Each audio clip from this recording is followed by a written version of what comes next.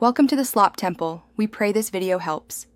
In this video, I will show how to open Kia Soul door with key full guide.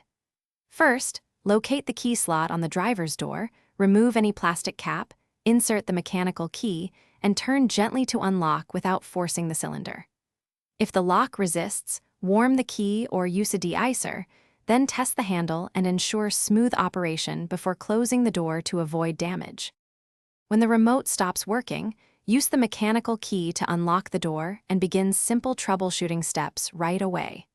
Inspect the remote battery and replace if weak, check the key blade for bends, and clean the lock cylinder of debris. Lubricate with graphite or silicone, not oil, and if the key still won't turn, gently jiggle the steering wheel while turning the key to free any binding.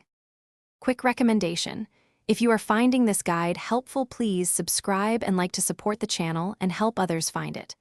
On another note, I love these socks I wear during shop work, darn tough with a lifetime warranty, perfect for long days bending and kneeling. Check the description for the link and other deals.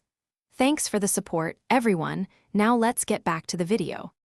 To regain entry when electronics fail, carefully remove the interior trim around the lock using trim tools and reference the service manual for clip locations.